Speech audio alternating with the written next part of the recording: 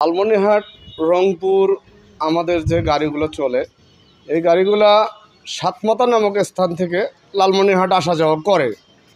গতকাল রাত্রে আমি শুনতে পারলাম আমাদের কালাম ড্রাইভার এবং আলম ড্রাইভার সাদমান গাড়ির মহাজন সাইফুল এরা তাদের সঙ্গে খারাপ আচরণ করে এবং আমাদের আলম ড্রাইভারকে ধাক্কাধাক্কি করে।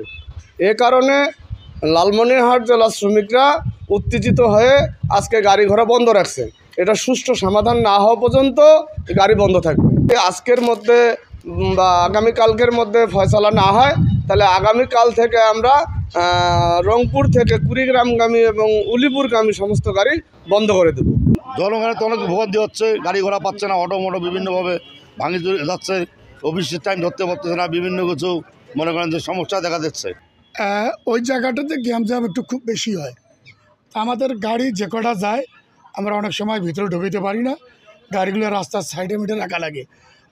রাস্তার সাইডে মিটে রাখতে গেলে অনেক সময় আমাদের সার্জারির মুখে পড়তে হয়। উৎসবে খুশি হবে নগদে বেশি, কারণ ঘন্টায় ঘন্টায় আছে গিফট জেতার সুযোগ। এখন এই যে ভোগান্তিটা আজকে সময় এবং অর্থ যায়, কিন্তু সময়টার জন্য যে অসুস্থ রোগীর জন্য যে সময়টা যায় এটা আমাদের জন্য খুবই অসহ্যনীয় এবং মনে করেন আমরা এটাতে আসলে আমরা খুব হচ্ছি, পেরেশানির মধ্যে আছি। ওরা দিনাজপুর গেট লক ঠাকুরগাঁও বগুড়ার গাড়ি নিয়ে এসে 7 মাস হলো ছোটো স্ট্যান্ড ওখানে ওরা রাখে।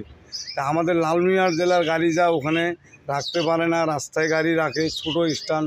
আমাদের এক চাচা সাফায়াত গাড়ি চালায়, উনি যা বলছে যে আপনারা ভিতরে কিভাবে গাড়ি ঢোকাবো, ওখানে তো কোনো জায়গা নাই।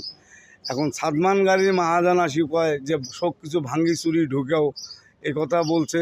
পরে চাচার সাথে খুব তক ঝোঁক। আমি যা বলছি যে আঙ্কেল বলছে যে এরা লালমনিরহাটের স্টাফ মদারু গাঞ্জারু চরিত্রহীন। আমি যা বলছি চাচা এইসব কথা কেন বলেন?